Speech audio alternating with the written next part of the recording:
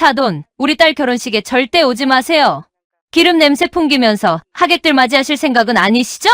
솔직히 저희 집안 결혼식에 오실 수준 안 되세요. 이건 예비 장모가 예비 시아버지에게 한 말이었습니다. 불과 석 달 전 일이었죠. 공장에서 일하는 평범한 아버지를 무시하고 결혼식에 오지 말라고 통보했어요. 심지어 아들마저 장모 편을 들며 아버지를 배신했습니다. 하지만 그들은 몰랐죠. 그 평범해 보이는 아버지가 누구인지 말이에요. 지금부터 시작되는 이야기는 예비 장모가 예비 시아버지에게 저지른 무례하고 오만한 행동들, 그리고 결혼식 날 모든 게 뒤집히는 통쾌한 복수입니다. 끝까지 함께 해주시면 속이 뻥 뚫리는 기분을 느끼실 거예요. 그럼 시작하겠습니다. 석 달 전 토요일 오후 4시 강남의 한 레스토랑이었습니다. 박영우는 61살 혼자서 아들을 키운 아버지였어요. 매일 새벽 5시면 일어나 성수동 다세대 주택을 나섰습니다. 15년 된 경차를 몰고 공장으로 출근했죠. 작업복을 입고 기름때 묻은 손으로 일했습니다. 저녁 9시가 넘어서야 집에 돌아왔어요. 그런 그가 아들 준서의 결혼을 앞두고 상견례를 하게 됐습니다.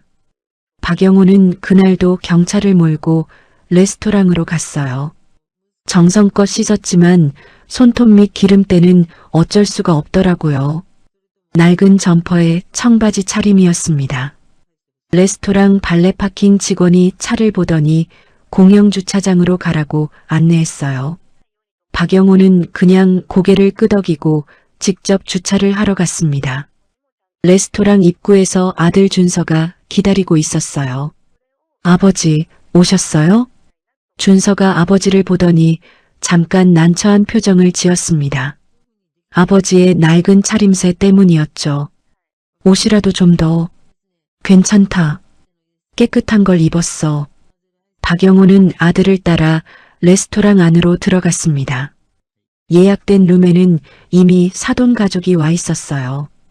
검은색 BMW 승용차를 타고 온 그들은 박영우와는 확연히 달라 보였습니다. 강민수는 고급 양복에 명품 시계를 차고 있었고 한영이는 화려한 드레스에 명품 가방을 들고 있었어요. 딸 유진이도 세련된 옷차림이었죠.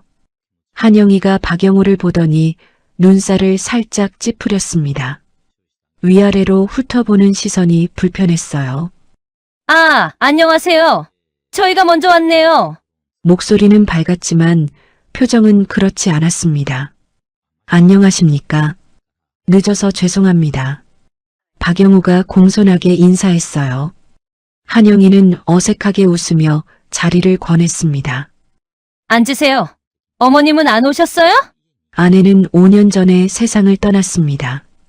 아이고, 그러셨구나. 그럼 혼자 애를 키우신 거네요. 한영이의 목소리에는 동정보다는 걱정이 묻어났습니다. 옆에 앉은 강민수는 조용히 메뉴판만 보고 있었어요. 식사가 시작됐습니다. 한영이가 본격적으로 말문을 열었어요. 준서 아버님은 무슨 일 하세요? 공장에 다닙니다. 박영우의 대답에 한영이의 표정이 미묘하게 변했습니다.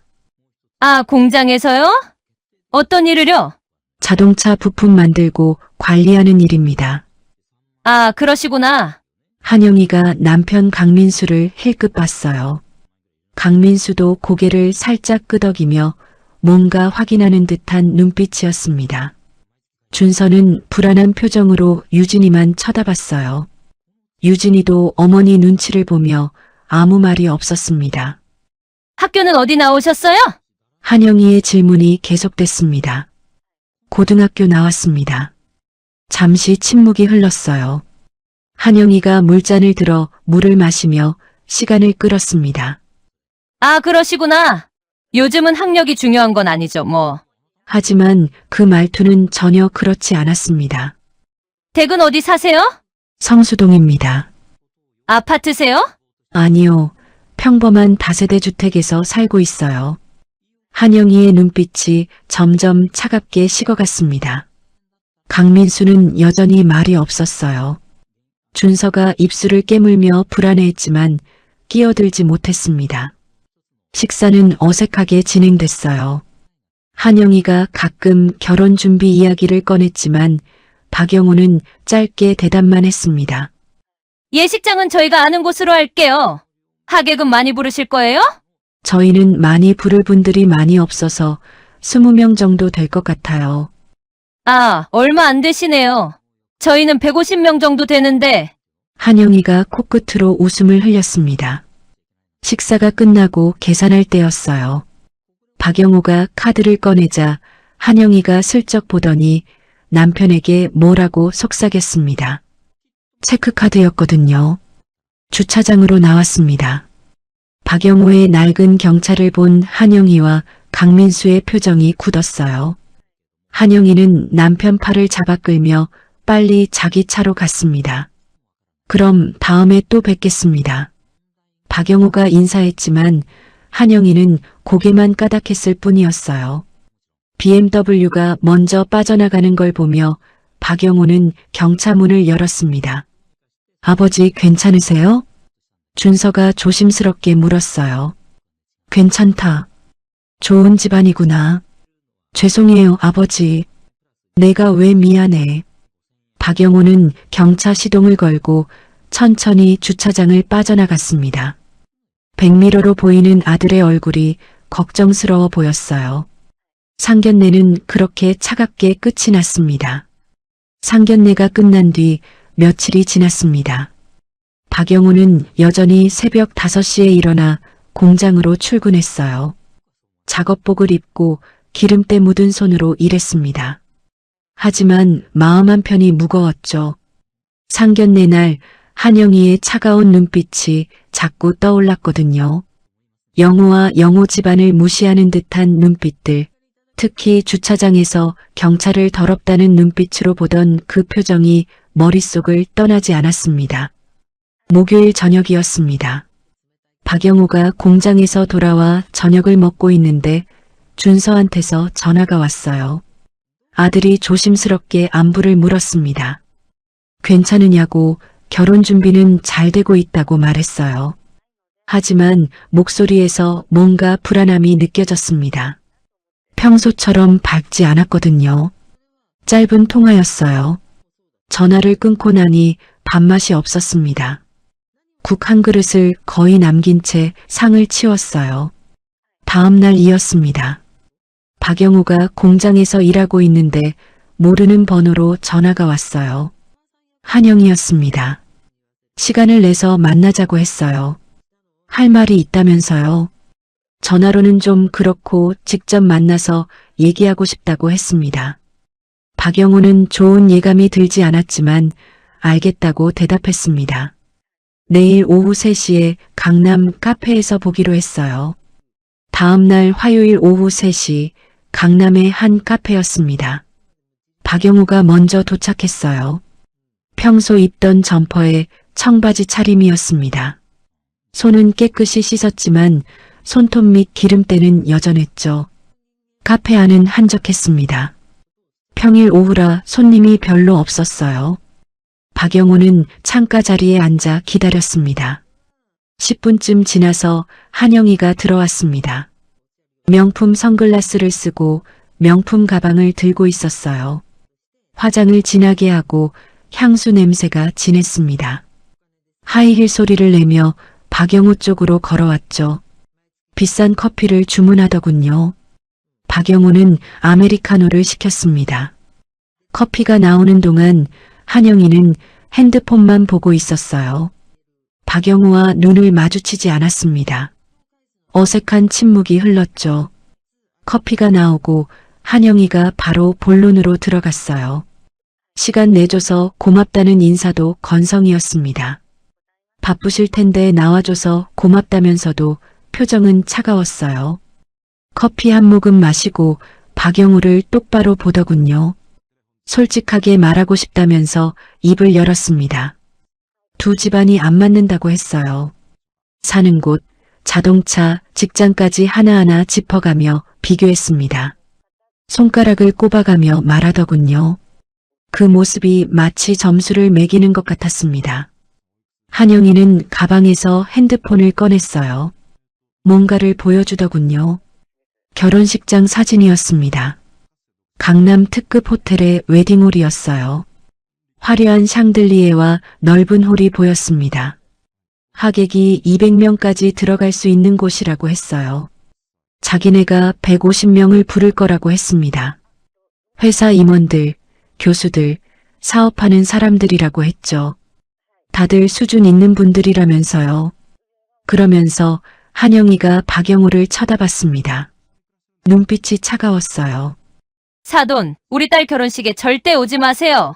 기름 냄새 풍기면서 하객들 맞이하실 생각은 아니시죠? 솔직히 저희 집안 결혼식에 오실 수준 안 되세요. 결혼식에 오지 말라는 얘기였어요. 하객들 앞에 박영우가 서 있으면 사람들이 수군거릴 거라고 했어요. 신랑 아버지가 저렇게 생겼냐고, 무슨 일 하는 사람이냐고, 공장 노동자냐고 말이죠. 그런 소리 듣기 싫다고 했습니다. 박영우는 커피잔을 들었습니다. 손이 미세하게 떨렸어요. 자기 아들 결혼식에 오지 말라니요. 한영이가 한술 더 떴어요. 유진이가 부끄러워할 거라고 했습니다. 친구들과 회사 동료들이 다 올 텐데 시아버지가 저런 차림으로 오면 어떻게 하냐고요. 유진이 인생에 평생 남을 날인데 그런 기억을 남기고 싶지 않다고 했습니다. 한영이는 계속 말을 이어갔어요. 준서한테는 자기가 말하겠다고 했습니다. 그러면서 한마디 더 보탰죠. 준서도 사실 창피해한다고요. 친구들한테 아버지 직업 말하기 싫어한다고 했습니다. 공장 다닌다는 말하기 부끄럽다고요. 이해한다면서 요즘 젊은 사람들이 다 그렇다면서요. 박영우의 손이 떨렸습니다. 커피잔을 탁자에 내려놨어요. 한영이가 마지막으로 한마디 했어요. 이게 다 애들 위한 거라고요. 생각해보고 연락 달라며 일어섰어요. 커피는 반도 안 마셨습니다. 값도 내지 않고 가방을 들고 나가버렸죠. 박영우는 한참을 그 자리에 앉아 있었습니다. 다른 손님들이 들어오고 나가는 게 보였어요. 식은 커피를 한 모금 마셨습니다. 쓴맛이 입안에 맴돌았어요. 커피가 식어서 더 쓰게 느껴졌습니다. 박영우는 넋이 나간 채로 1시간쯤 앉아 있다가 카페를 나왔습니다. 날씨가 흐렸어요. 곧 비가 올 것 같았습니다. 저녁 때 집으로 돌아온 박영우는 거실에 걸려있는 준서가 웃고 있는 사진을 보며 한숨을 쉬었어요. 가슴이 답답했습니다. 하지만 눈물은 나오지 않았어요. 그냥 가슴속이 텅 빈 것 같았죠. 핸드폰이 울렸습니다. 준서였어요. 목소리가 떨렸죠. 아버지, 장모님한테 얘기 들었어요. 괜찮으세요? 그래, 괜찮다. 박영우는 애써 괜찮은 척했어요. 하지만 아버지, 영우가 준서의 말을 끊었습니다. 나는 너만 행복하면 그걸로 됐다. 그리고 영우는 전화를 끊었어요. 더 이상 아들 목소리를 듣고 싶지 않았습니다. 들으면 마음이 약해질 것 같았거든요. 밤이 깊었습니다. 박영우는 잠을 이룰 수 없었어요. 천장을 바라보며 상견례 날이 떠올랐습니다. 한영이의 차가운 눈빛, 강민수의 무관심한 표정, 그리고 아무 말도 못하던 아들의 모습. 오늘 카페에서 들었던 말들도 계속 맴돌았습니다. 영우는 안방 장롱을 열었어요. 제일 아래 서랍에서 낡은 상자를 꺼냈습니다. 먼지가 쌓여 있더군요. 손으로 털어냈어요. 소파에 앉아 상자를 열었습니다. 오래된 앨범들이 나왔어요. 제일 위에 있는 앨범을 집어들었습니다. 표지가 색이 바랬더군요. 첫 장을 폈습니다. 결혼식 사진이었어요. 28년 전이었습니다. 33살 때였죠. 영우와 아내 순이가 나란히 서 있었어요. 둘 다 웃고 있었습니다. 순이는 하얀 드레스를 입고 있었고 영우는 검은 양복을 입고 있었어요. 빌린 양복이었습니다. 그때가 떠올랐어요. 결혼식은 작은 예식장에서 했습니다. 하객도 많지 않았어요. 양가 친척들 몇 명이 전부였죠. 순이는 그래도 행복해했습니다. 당신, 우리 행복하게 살아요. 순이가 그렇게 말했던 게 기억났어요. 영호는 그때 대답했습니다. 그래, 우리 꼭 행복하게 살자. 결혼하고 얼마 안 됐을 때였습니다. 영호는 작은 공장을 인수했어요. 직원이 5명밖에 없는 곳이었죠. 돈을 빌려서 인수했습니다. 매일 새벽부터 밤늦게까지 일했어요. 순이도 함께 일했습니다. 회계를 봐주고 청소도 하고 직원들 밥도 차려줬어요. 힘들었지만 희망이 있었습니다. 앨범을 넘겼어요. 다음 사진이 나왔습니다. 병원 사진이었어요. 27년 전이었습니다. 순이가 병원 침대에 누워 갓난아기를 안고 있었어요. 준서였습니다. 영호가 옆에 서 있었죠. 카메라를 보며 웃고 있었습니다. 준서가 태어난 날이 생생했어요. 영호는 그날 병원 복도에서 계속 왔다 갔다 했습니다. 몇 시간을 기다렸죠. 간호사가 나와서 아들이라고 알려줬을 때 영호는 눈물이 났어요. 분만실에 들어갔습니다. 순이가 피곤한 얼굴로 누워 있었어요. 하지만 웃고 있었습니다. 아기를 보여줬어요. 여보, 우리 아들이에요. 영호는 조심스럽게 아기를 안았습니다.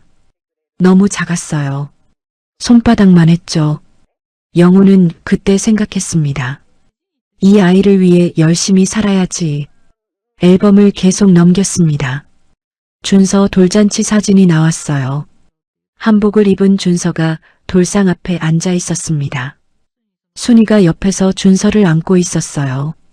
영호도 함께 찍은 사진이 있었습니다. 세 사람이 웃고 있었죠. 유치원 입학 사진도 있었어요. 준서가 노란 가방을 메고 서 있었습니다. 순이가 손을 잡고 있었어요. 초등학교 입학식 사진도 있었습니다. 준서가 새 교복을 입고 웃고 있었죠. 그때가 가장 행복했던 것 같았어요. 회사는 조금씩 자리를 잡아갔습니다. 직원이 10명이 됐고 20명이 됐어요. 매출도 늘었습니다. 영호는 정직하게 일했어요. 약속을 지켰고 품질을 지켰습니다. 순이가 자주 말했어요. 돈보다 정직이 중요해요. 그렇게 사세요. 영호는 그 말을 지켰습니다. 일요일마다 세 식구는 공원에 갔어요. 준서와 손을 잡고 걸었습니다. 순이가 김밥을 싸왔죠. 돗자리를 깔고 앉아서 먹었어요. 준서는 까르르 웃으며 뛰어다녔습니다. 평범했지만 행복한 날들이었어요. 앨범을 넘기다가 영호의 손이 멈췄습니다. 병원 사진이 나왔어요. 5년 전이었습니다. 순이가 병원 침대에 누워 있었어요. 머리카락이 많이 빠져서 모자를 쓰고 있었습니다.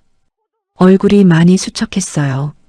하지만 카메라를 보며 웃으려고 애쓰고 있었습니다. 영호와 준서가 양쪽에 서 있었죠. 영호는 그 사진을 한참 들여다봤습니다. 순이가 아프기 시작한 건 준서가 고등학교 2학년 때였어요. 처음엔 가벼운 감기인 줄 알았습니다. 하지만 계속 기침을 했어요. 병원에 갔더니 큰 병이었습니다. 입원을 했어요. 치료를 받았습니다. 몇 달이 지났죠. 순이는 점점 약해졌어요.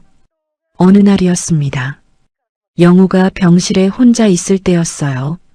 순이가 영호 손을 잡았습니다. 여보, 부탁이 있어요. 말해봐요. 준서한테 비밀로 해줘요. 영호는 무슨 말인지 몰랐습니다. 당신이 있는 거요. 준서한테 말하지 마요. 순이는 힘없는 목소리로 말했어요. 자기 힘으로 살게 해줘요. 돈이 있으면 사람이 나약해져요. 노력하지 않게 돼요. 우리 준서가 그렇게 되는 건 보고 싶지 않아요. 영호는 고개를 저었습니다. 그럴 필요 없소. 아들한테 숨길 이유가 없잖소. 제발이요. 이게 제 마지막 부탁이에요. 순이가 눈물을 흘렸어요. 영호는 아내 손을 꽉 잡았습니다. 알았소. 그렇게 하겠소. 순이는 고맙다며 웃었습니다. 일주일 후 순이는 세상을 떠났어요. 영호는 약속을 지켰습니다. 준서한테 말하지 않았어요. 평범한 직원처럼 살았습니다. 작업복을 입고 출근했고 기름때 묻은 손으로 일했어요.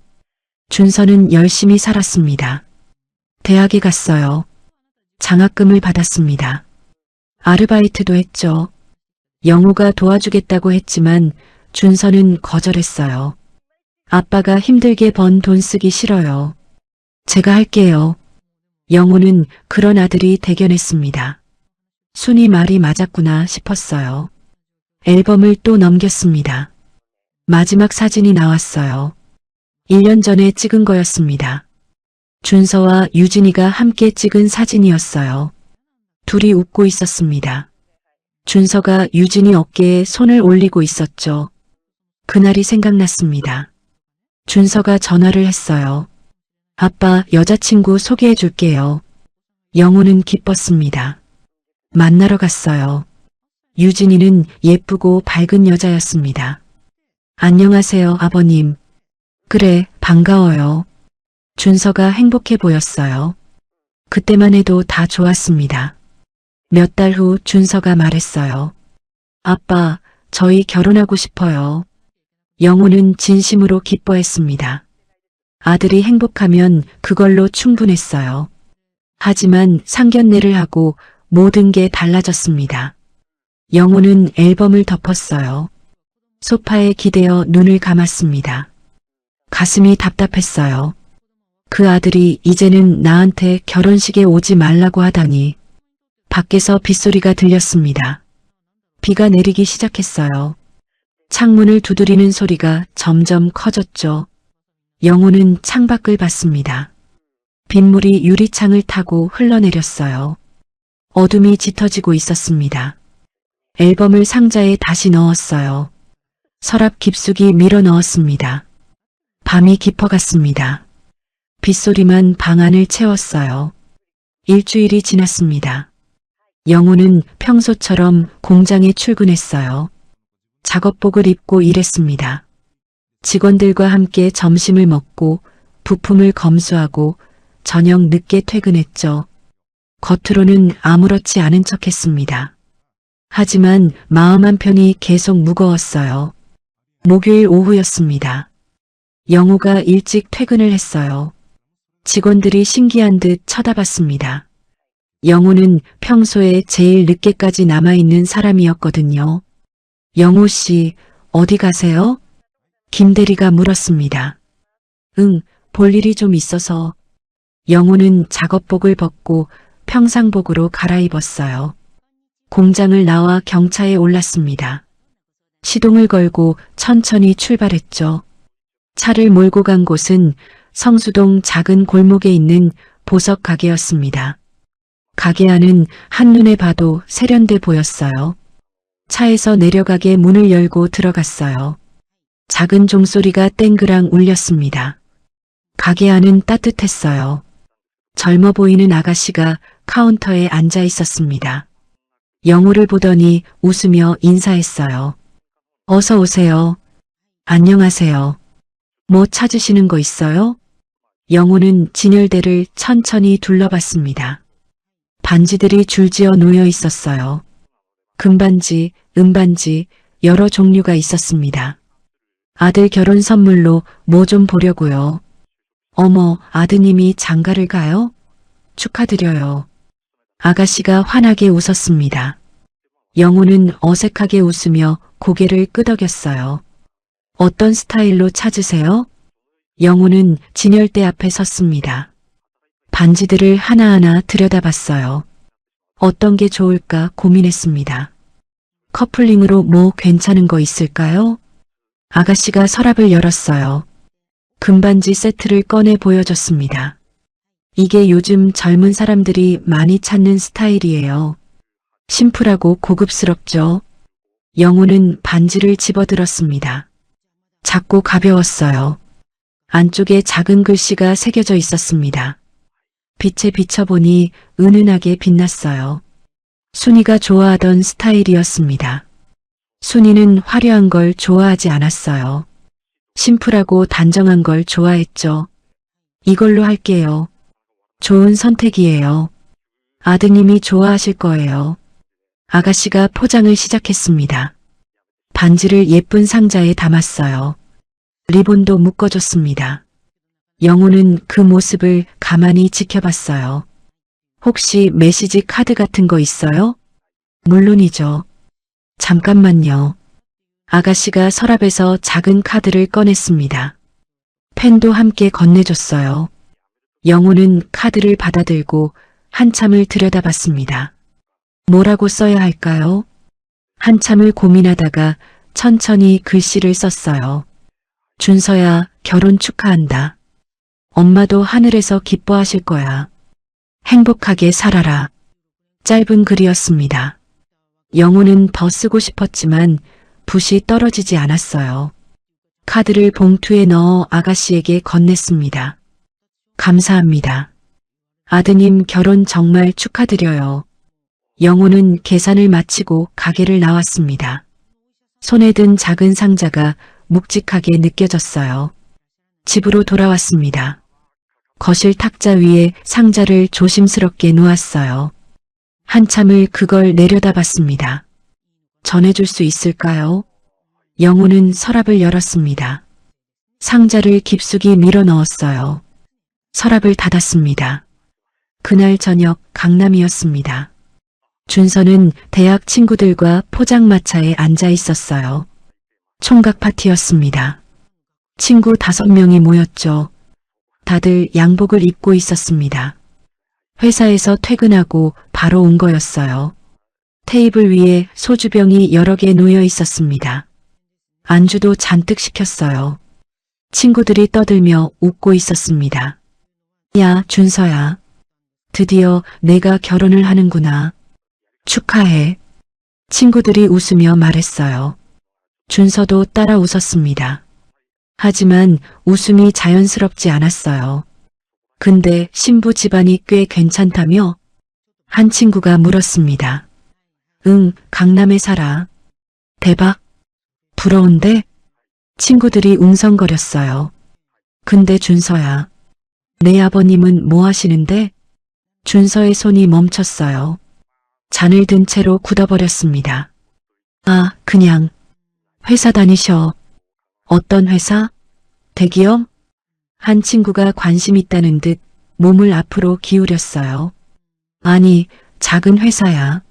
무슨 일 하시는데? 준서는 대답하기 싫었어요. 하지만 친구들이 계속 쳐다보고 있었습니다. 공장 쪽이야. 목소리가 작아졌습니다.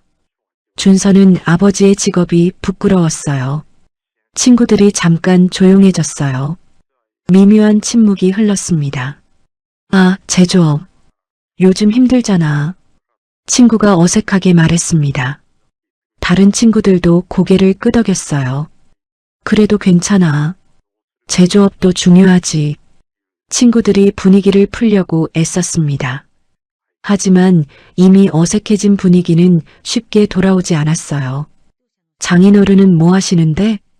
다른 친구가 화제를 돌렸습니다. 준서의 목소리가 갑자기 커졌어요. 광고회사 부장이야.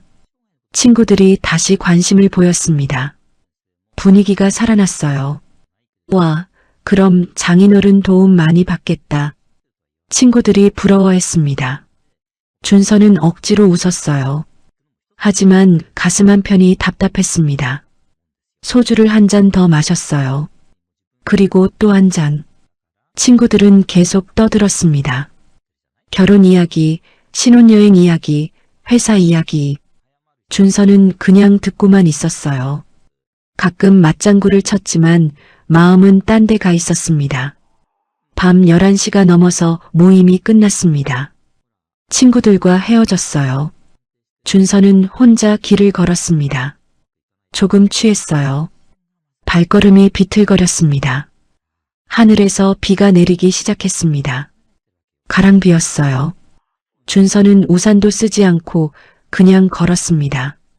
그때 같은 시각 성수동 다세대 주택에서 영호는 서랍을 열고 있었어요. 상자를 꺼냈습니다. 뚜껑을 열어 반지를 봤어요. 반짝이는 금빛이 눈에 들어왔습니다. 손으로 상자를 쓰다듬었습니다. 아들에게 줄 수 있을까요? 결혼식에 가서 직접 손에 쥐어줄 수 있을까요?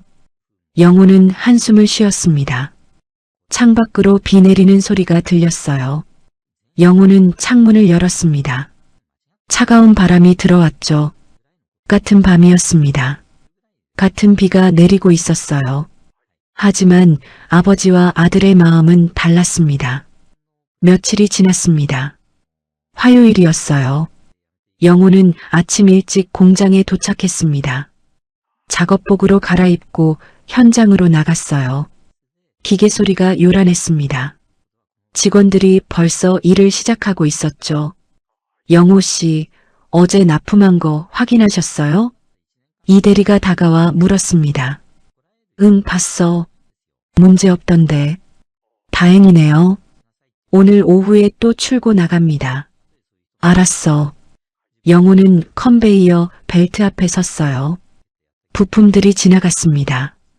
하나하나 검수하며 분량을 골라냈죠. 손에 익은 일이었습니다. 오전 내내 일했어요. 땀이 났습니다. 작업복 등이 젖었죠. 11시가 넘어가자 배가 고파왔습니다. 점심시간이 되었습니다. 직원들이 하나둘 작업을 멈추고 구내식당으로 향했어요. 영호도 함께 갔습니다.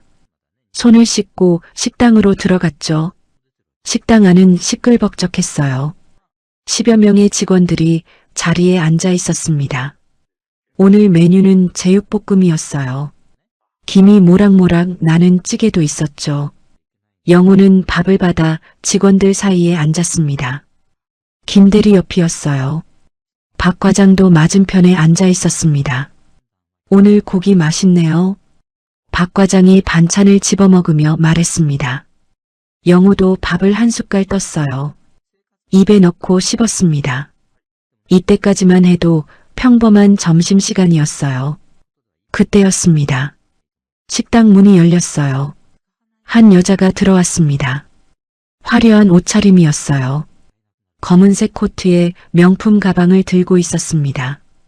하이힐 소리가 식당 바닥에 또각또각 울렸죠. 한영이었습니다. 영희는 식당 안을 둘러봤어요. 낡은 식탁, 작업복 입은 사람들, 김이 나는 찌개. 얼굴을 찌푸렸습니다. 코를 살짝 찡긋했어요. 직원들이 하나둘 고개를 돌렸습니다. 이런 차림의 사람이 공장 식당에 올 일은 없었거든요. 다들 수군거리기 시작했어요. 영희가 큰 소리로 물었습니다. 여기 박영호 씨 계세요? 식당이 조용해졌습니다. 밥 먹던 소리가 멈췄어요. 모두가 영희를 쳐다봤습니다. 영호의 손이 멈췄어요. 숟가락을 든 채로 굳어버렸습니다. 박영호 씨요? 여기 일하신다고 들었는데 영희가 다시 물었습니다. 직원들이 영호를 쳐다봤어요. 김대리가 영호를 보며 작게 속삭였습니다. 영호 씨, 저분이. 영호는 천천히 일어났습니다. 영희가 영호를 봤어요. 작업복 차림을 위아래로 훑어봤습니다. 손에 묻은 기름때도 봤죠. 입꼬리가 비웃듯 올라갔습니다. 아, 여기 계셨네요. 영희가 다가왔습니다. 향수 냄새가 진하게 풍겼어요. 식당 안 구수한 찌개 냄새와 묘하게 섞였습니다. 밖에서 얘기하시죠. 영호가 낮은 목소리로 말했습니다. 왜요? 여기서 하면 안 돼요? 금방 끝날 건데. 영희가 식탁을 내려다봤습니다. 반쯤 먹은 밥그릇, 김치, 반찬들이 놓여 있었어요. 코를 다시 찡긋했습니다. 매일 여기서 드시는 거예요? 직원들이 어리둥절한 표정으로 영희를 쳐다봤습니다. 영호는 아무 대답도 하지 않았어요. 영희가 가방을 열었습니다. 안에서 두둑한 봉투를 꺼냈어요. 식탁 위에 툭 놓았습니다. 직원들의 시선이 일제히 봉투로 향했습니다. 영호의 얼굴이 굳었어요. 이게 뭡니까? 영호가 물었습니다. 5천만 원이요. 세어보실래요? 영희가 태연하게 말했습니다. 직원들 사이로 웅성거림이 퍼졌어요. 5천만 원이라는 말에 다들 눈이 커졌습니다. 공장에서 일하시면 큰 돈이잖아요. 한 2년치 버는 거 아니에요? 영호의 손이 떨렸습니다. 주먹을 꽉 쥐었어요. 손톱이 손바닥을 파고들었습니다. 밖에서 얘기합시다. 영호가 다시 말했습니다. 목소리가 떨렸어요. 왜 자꾸 밖으로 가자고 그러세요? 부끄러워요? 이 사람들한테? 영희가 주위를 둘러봤습니다. 직원들과 눈이 마주쳤죠. 영희는 개의치 않았어요. 이거 받으시고 결혼식 안 오시면 돼요.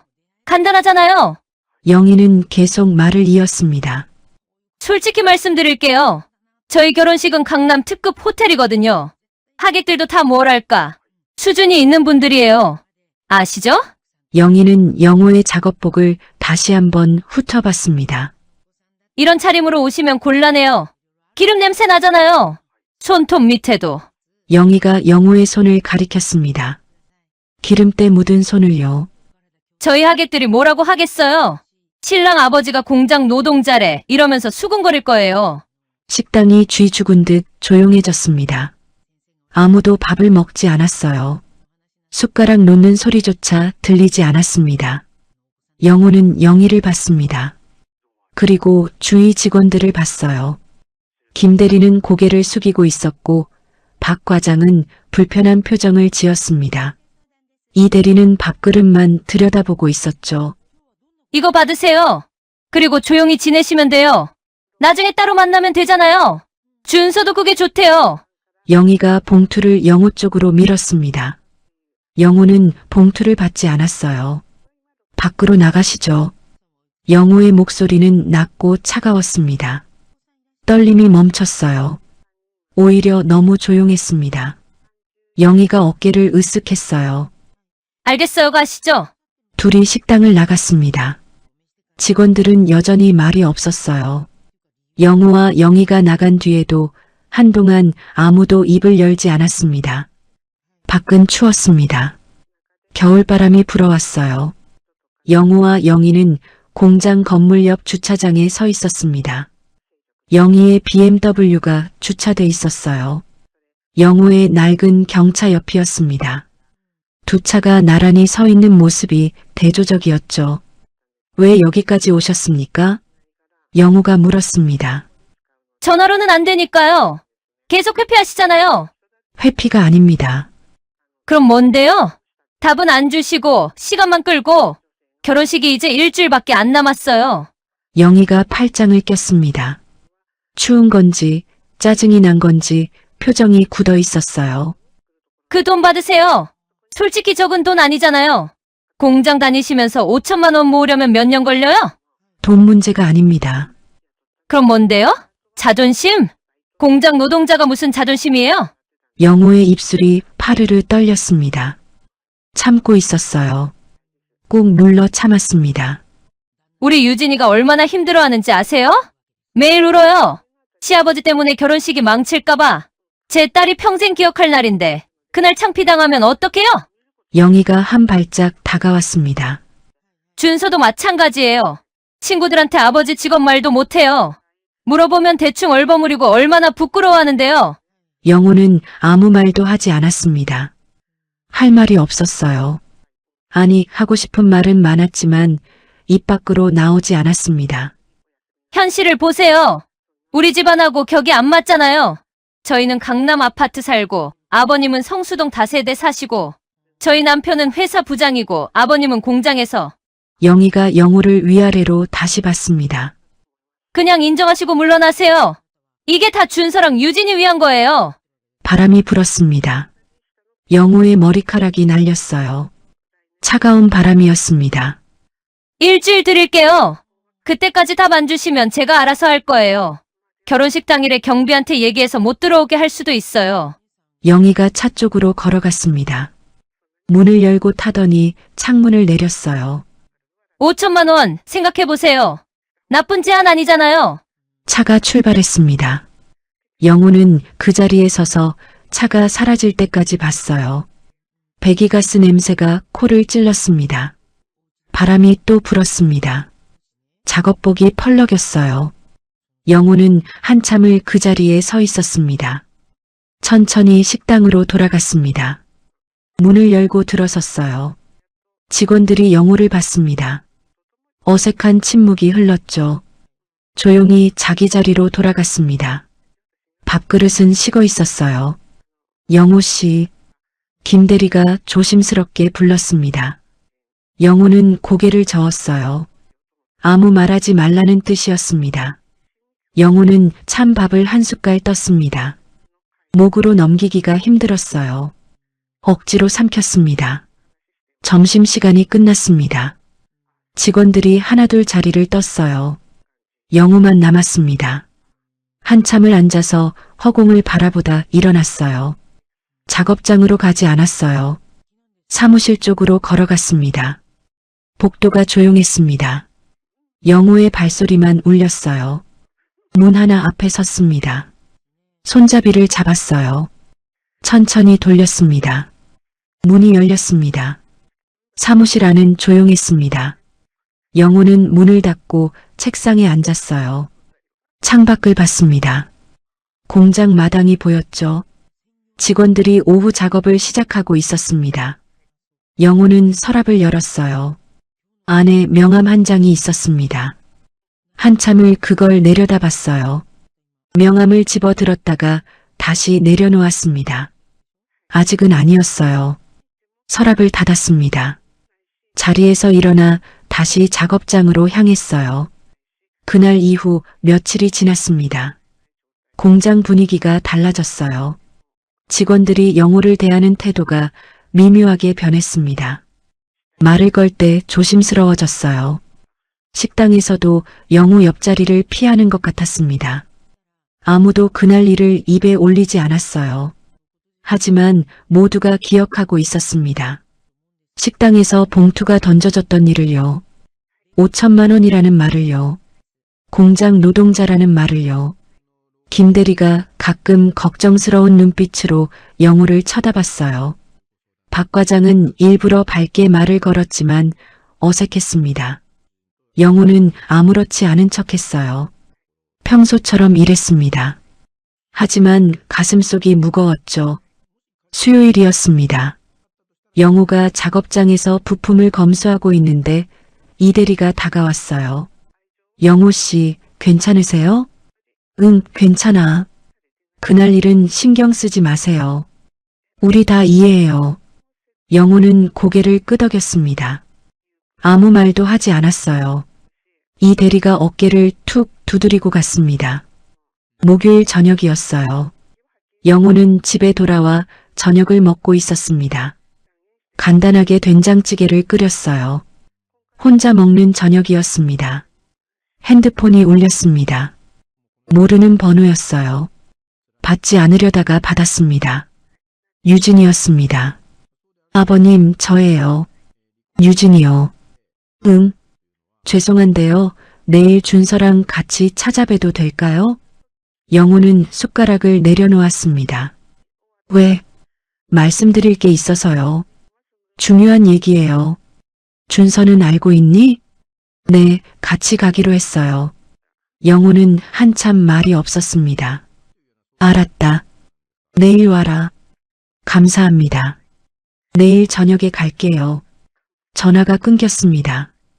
영호는 식탁에 앉아 창밖을 봤어요. 어둠이 내리고 있었습니다. 찌개는 식었지만 더 이상 먹고 싶지 않았어요. 다음 날 저녁 초인종이 울렸어요. 영호가 문을 열었습니다. 준서와 유진이가 서 있었어요. 둘 다 단정한 옷차림이었습니다. 마치 어디 중요한 자리에 가는 것처럼요. 들어와. 영호가 문을 열어줬습니다. 준서가 먼저 들어왔고 유진이가 그 뒤를 따랐어요. 거실로 들어온 유진이가 주위를 둘러봤습니다. 좁은 공간, 낡은 소파, 오래된 가구들. 시선이 천천히 움직였어요. 확인하듯이요. 코를 살짝 찡긋하는 게 보였습니다. 앉아라. 영우가 소파를 가리켰습니다. 준서가 먼저 앉았고 유진이는 잠깐 망설이다 소파 끝에 앉았어요. 소파가 낡아서인지 삐걱 소리가 났습니다. 영우는 물을 따라 내왔습니다. 탁자 위에 놓고 맞은편에 앉았죠. 침묵이 흘렀습니다. 유진이가 먼저 입을 열었습니다. 아버님, 잘 지내셨어요? 정중했지만 목소리는 차갑더군요. 그래. 저 오늘 이렇게 찾아온 건 말씀드릴 게 있어서예요. 유진이가 가방을 무릎에 올려놓고 손을 모았습니다. 결혼식이 이제 일주일 남았거든요. 그래서 확실하게 정리하고 싶어서 왔어요. 영우는 말없이 듣고 있었습니다. 어머니가 아버님께 여러 번 말씀드렸다고 들었어요. 저도 어머니랑 같은 생각이에요. 유진이의 말투가 점점 단호해졌습니다. 솔직히 말씀드릴게요. 그분들 앞에서 아버님이 계시면 저 곤란해요. 영우는 물잔을 들었습니다. 한 모금 마셨어요. 제가 회사에서 친구들한테 뭐라고 말해야 해요? 시아버지가 공장에서 일하신다고요? 그럼 다들 이상하게 볼 거예요. 준서가 조용히 유진이 팔을 잡았어요. 하지만 유진이는 멈추지 않았습니다. 저 이제 결혼하면 승진도 해야 하고 더 높은 자리도 가야 해요. 그런데 시댁 때문에 제 커리어가 막히면 어떡해요? 유진아. 준서가 작게 불렀지만 유진이는 계속 말했어요. 요즘 회사가 어떤지 아세요? 다 배경이에요. 집안이 어떤지, 시댁이 어떤지 다들 봐요.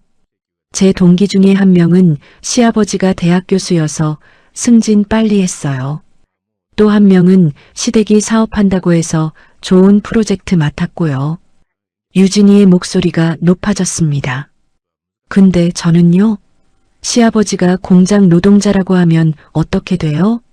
저만 손해잖아요. 영우는 잔을 내려놓았습니다. 손이 떨렸지만 참았어요. 그래서 오지 말아달라는 거니? 네, 솔직히 그래요. 어차피 아버님 아는 사람도 거의 없잖아요. 저희 하객들이 150명인데 아버님 쪽은 20명도 안 되잖아요. 유진이가 가방에서 뭔가를 꺼냈어요. 봉투였습니다. 이거 어머니가 드리라고 했어요. 안 받으셨다면서요? 봉투를 탁자 위에 놓았습니다. 5천만 원이에요. 이거 받으시고 결혼식은 안 오시면 안 돼요? 나중에 저희끼리 조용히 만나면 되잖아요. 영우는 봉투를 보지 않았어요. 준서를 봤습니다. 준서야, 너도 그렇게 생각하니? 준서가 고개를 들지 못했습니다. 손만 만지작거렸어요. 대답해봐라. 내 입으로. 한참 침묵이 흘렀습니다. 유진이가 준서 팔을 툭 쳤어요. 준서가 떨리는 목소리로 말했습니다. 아버지 죄송해요. 뭐가 미안한데? 저도 유진이 생각이랑 비슷해요. 준서의 목소리는 점점 작아졌습니다. 결혼식에 안 오셨으면 좋겠어요. 영우는 아들을 봤습니다. 고개를 숙이고 있는 아들을요. 32년을 키운 아들이었습니다. 아내가 죽고 혼자 키운 아들이었어요. 나중에 따로 조촐하게 모이면 안 돼요? 제발. 됐다. 영우가 말을 끊었습니다. 더 이상 듣고 싶지 않다. 나가거라. 아버지. 나가. 영우가 소리를 질렀습니다.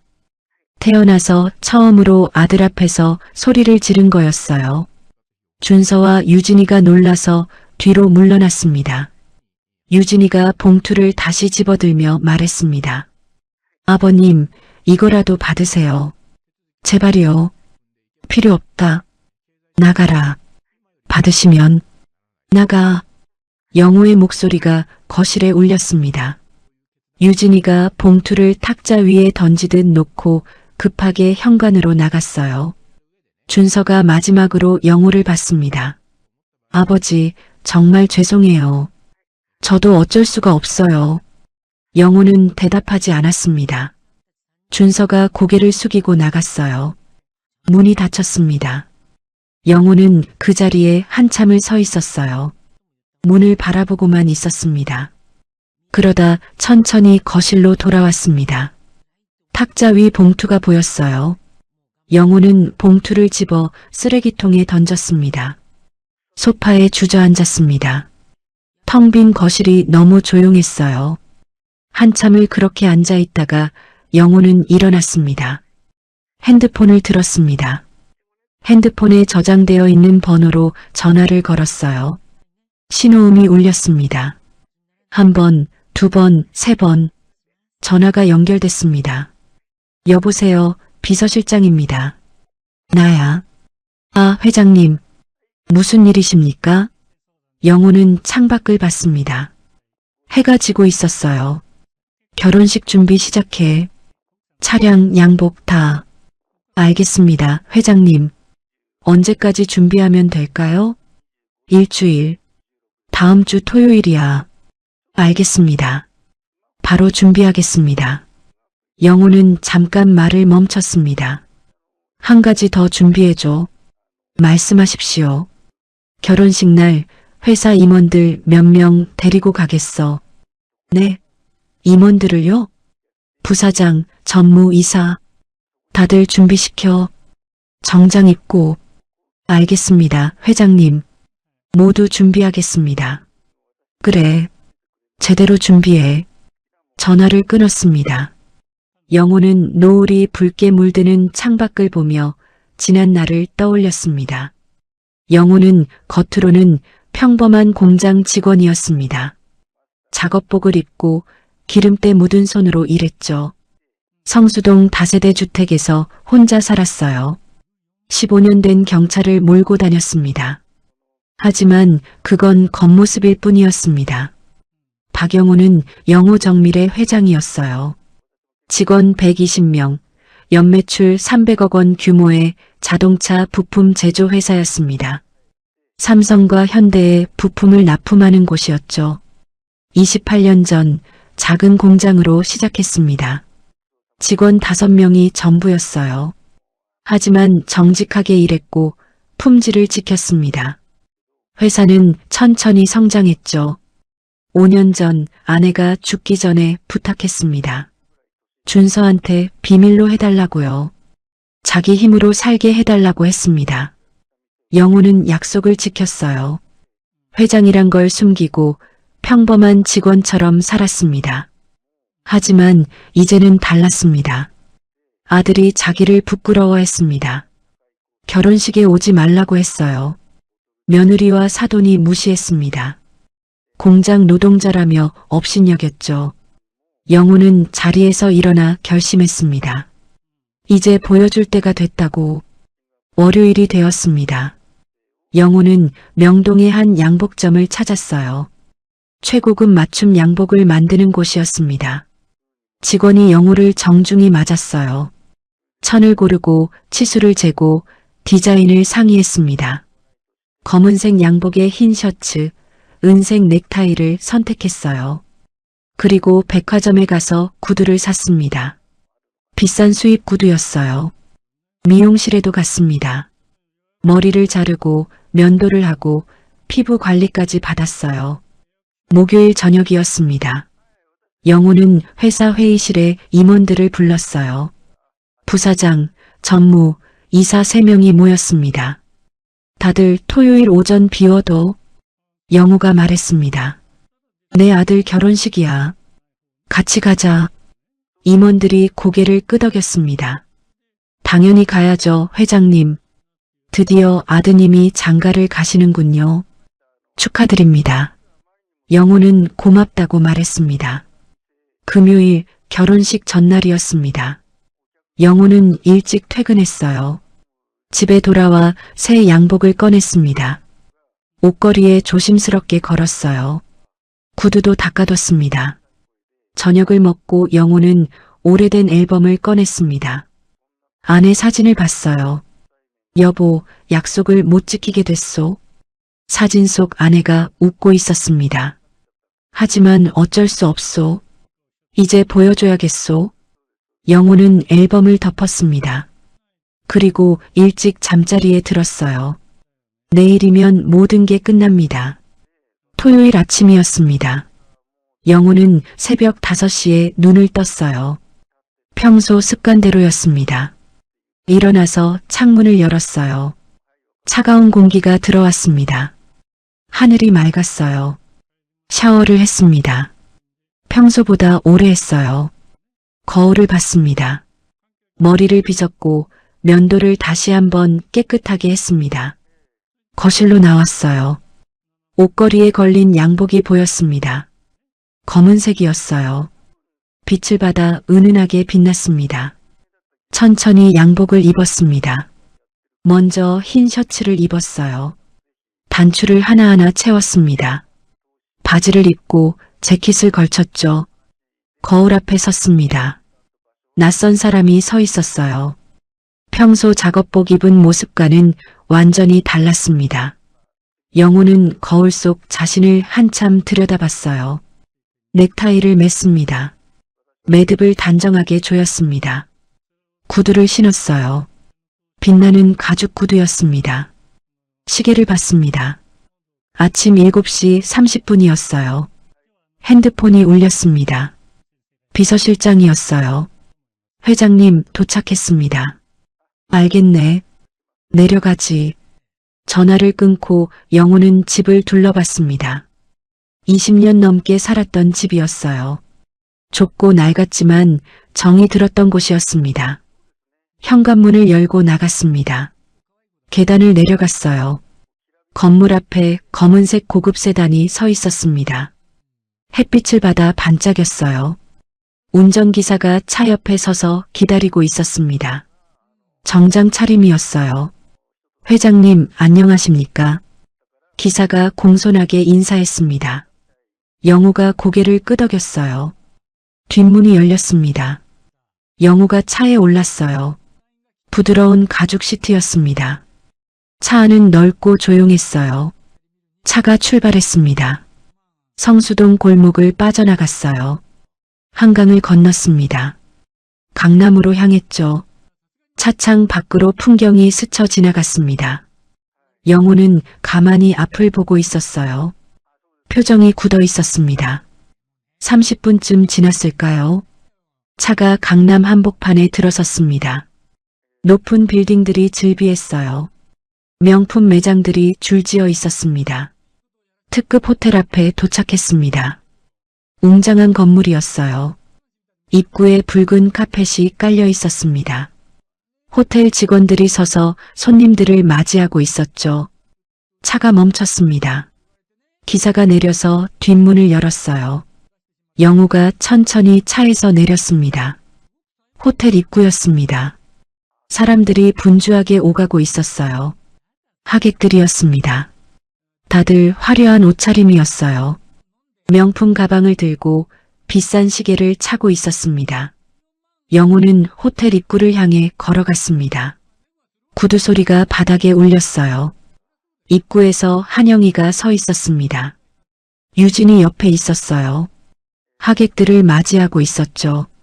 화려한 드레스를 입고 있었습니다. 영희가 영호를 봤습니다. 처음엔 그냥 지나쳤어요. 모르는 사람인 줄 알았던 거죠. 고개를 돌렸다가 다시 봤습니다. 얼굴이 굳어졌어요. 저 사람이. 영희의 목소리가 떨렸습니다. 유진이도 영호를 봤어요. 눈이 커졌습니다. 시아버님? 영호는 걸음을 멈추지 않았습니다. 천천히 다가갔어요. 준서가 옆에서 나타났습니다. 턱시도를 입고 있었어요. 영호를 보더니 얼어붙었습니다. 아버지? 영호는 아들 앞에 섰습니다. 아무 말도 하지 않았어요. 그냥 봤습니다. 아버지, 어떻게... 준서가 말을 잇지 못했습니다. 영희가 다가왔어요. 이게 무슨, 어떻게 된 일입니까? 영희의 목소리는 떨리고 있었습니다. 당황한 게 역력했어요. 그 차는 뭐고, 그 옷은? 바로 그때였습니다. 호텔 입구로 또 다른 차들이 도착했어요. 고급 세단 세 대였습니다. 차들이 일렬로 섰죠. 차문이 열렸습니다. 정장을 입은 남자들이 내렸어요. 3명이었습니다. 다들 품격 있는 차림이었어요. 부사장, 전무, 이사였습니다. 그들이 영우에게 다가왔어요. 공손하게 인사했습니다. 회장님, 축하드립니다. 아드님 결혼 정말 축하드립니다. 좋은 날이십니다. 주위가 조용해졌습니다. 하객들이 하나둘 쳐다봤어요. 회장님이라는 말이 귓가에 맴돌았습니다. 영희의 얼굴이 새하얘졌어요. 입을 벌리고 있었지만 말이 나오지 않았습니다. 준서는 그 자리에 얼어붙어 있었어요. 믿을 수 없다는 표정이었습니다. 유진이가 뒤로 한 걸음 물러섰습니다. 영우는 여전히 아무 말도 하지 않았어요. 표정도 변하지 않았습니다. 차갑게 서 있었죠. 하객들이 웅성거리기 시작했습니다. 저분이 누구야? 신랑 아버지래. 회장님이시래. 대단하신 분인가 봐. 임원들까지 대동하시네. 목소리들이 퍼져나갔습니다. 영희가 주위를 둘러봤어요. 사람들이 자기를 쳐다보고 있었습니다. 수군거리는 게 들렸어요. 얼굴이 빨개졌습니다. 당황한 건지 화가 난 건지 알 수 없었어요. 영우는 천천히 호텔 안으로 들어갔습니다. 임원들이 뒤를 따랐어요. 뒤에 남겨진 영희와 준서, 유진이가 서 있었습니다. 말없이요. 영우는 호텔 로비로 들어갔습니다. 천장이 높았어요. 화려한 샹들리에가 빛나고 있었습니다. 대리석 바닥이 반짝였죠. 로비 곳곳에 꽃장식이 놓여 있었어요. 하객들이 로비에 모여 있었습니다. 100여 명은 되어 보였어요. 다들 화려한 옷차림이었습니다. 서로 인사하고 얘기를 나누고 있었죠. 영우가 들어서자 사람들이 하나둘 돌아봤습니다. 수군거림이 퍼졌어요. 저분이 신랑 아버지래. 회장님이시래요. 목소리들이 여기저기서 들렸습니다. 영우는 신경 쓰지 않았어요. 로비 한쪽에 마련된 가족 대기실 쪽으로 걸어갔습니다. 뒤에서 급한 발소리가 들렸어요. 영희였습니다. 뒤따라 유진이도 왔어요. 잠깐만요. 영희가 영우를 불렀습니다. 영우가 멈춰섰어요. 천천히 돌아봤습니다. 영희가 다가왔습니다. 얼굴이 붉어져 있었어요. 화가 난 표정이었습니다. 이게 대체 무슨 짓입니까? 영희의 목소리가 높았어요. 주위 하객들이 돌아봤습니다. 무슨 장난입니까? 회장, 그게 무슨 소리입니까? 영희가 영우를 노려봤습니다. 여전히 무례했어요. 당황했지만 태도는 변하지 않았습니다. 사기라도 치시는 겁니까? 배우라도 고용하셨어요? 저 사람들이 진짜 임원이기나 한 겁니까? 영우는 말없이 영희를 봤습니다. 차갑게요. 대답 좀 하세요. 공장 노동자가 갑자기 회장이라니 말이 됩니까? 영희가 소리를 질렀습니다. 하객들이 더 많이 모여들었어요. 100명도 넘어 보였습니다.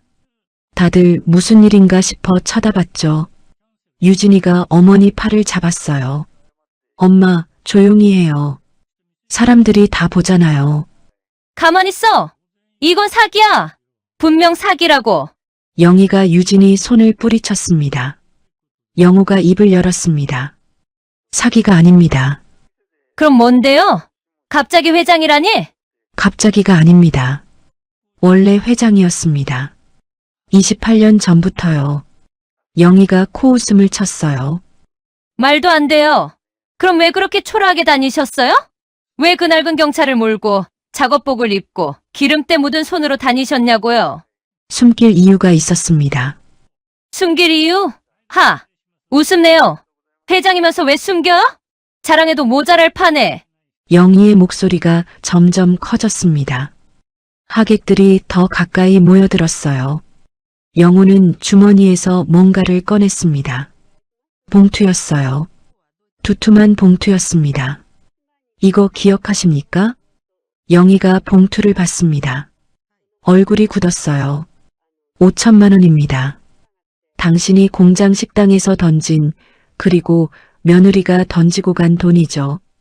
영호가 봉투를 들어 올렸습니다. 하객들이 모두 봤어요. 공장 노동자가 2년치 버는 돈이라고 하셨죠. 받고 결혼식 오지 말라고. 주위가 조용해졌습니다. 웅성거림이 멈췄어요. 직원들 앞에서 기름 냄새 난다고, 손톱 밑에 때 꼈다고, 수준이 안 맞는다고 하셨죠. 영희의 얼굴이 하얗게 변했습니다. 그리고 이 돈으로 저를 매수하려고 했습니다. 제 자존심을 짓밟으면서요. 그 순간이었습니다. 영호가 봉투를 영희 쪽으로 던졌어요. 봉투가 영희 얼굴에 맞고 바닥에 떨어졌어요. 돈이 쏟아져 나왔습니다. 5만 원짜리 지폐들이 바닥에 흩어졌죠. 하객들이 숨을 죽였습니다. 영희가 비틀거렸어요. 유진이가 어머니를 붙잡았습니다. 어떻게 감히? 영희가 떨리는 목소리로 말했습니다. 감히? 그 말은 제가 해야 할 말입니다. 영호의 목소리는 차갑고 단단했습니다. 어떻게 감히 사람을 그렇게 무시할 수 있습니까? 어떻게 감히 사람을 돈으로 모욕할 수 있습니까? 영희가 입을 열었지만 말이 나오지 않았어요. 영호는 주위 하객들을 돌아봤습니다. 저는 영호정밀의 회장 박영호입니다. 하객들이 웅성거렸어요. 직원 120명, 연매출 300억 원 규모의 자동차 부품 제조 회사입니다. 삼성과 현대에 부품을 납품하고 있습니다. 목소리들이 커졌습니다. 하지만 5년 전 아내와 한 약속 때문에 그걸 숨기고 살았습니다. 아들이 제 힘으로 살게 하려고요. 영호는 준서를 봤습니다. 준서가 멀리서 서 있었어요. 얼굴이 창백했습니다. 너도 마찬가지야. 결혼식에 오지 말라고 했지. 장모님 말이 다 맞다면서. 아들아, 너도 내가 그렇게 부끄러웠니? 준서가 고개를 숙였습니다. 아무 말도 할 수 없었죠. 사돈 어른은 저를 무시했습니다. 공장 노동자라고, 수준이 안 맞는다고 결혼식에 오지 말라고 했어요. 영호는 다시 영희를 봤습니다. 며느리도 마찬가지였습니다. 시아버지가 공장 다닌다고 하면 커리어에 방해된다고 했죠. 회사에서 창피하다고 했습니다. 유진이가 고개를 돌렸어요. 사람들을 볼 수 없었습니다. 그래서 왔습니다. 제가 누구인지 보여주러요. 영호는 바닥에 흩어진 돈을 내려다봤습니다. 이 돈은 가져가십시오. 당신네가 저를 무시하는데 쓴 돈이니까요. 영희가 무릎을 꿇고 돈을 주우려 했어요. 손이 떨렸습니다. 지폐를 집었다가 떨어뜨렸어요. 다시 집으려 했지만 손이 말을 듣지 않았습니다. 유진이가 어머니를 붙잡았습니다. 엄마, 그만해요. 사람들이 다 보고 있어요. 하지만 영희는 계속 돈을 주었습니다. 바닥에 엎드려 지폐를 긁어 모았어요. 명품 드레스가 바닥에 끌렸습니다. 하객들이 쳐다봤어요. 누군가 핸드폰으로 사진을 찍었습니다. 다른 사람들도 따라 찍기 시작했어요. 준서가 달려왔습니다. 아버지, 제발 이러지 마세요. 영호는 아들을 봤습니다. 이러지 말라고? 내가 뭘 잘못했니?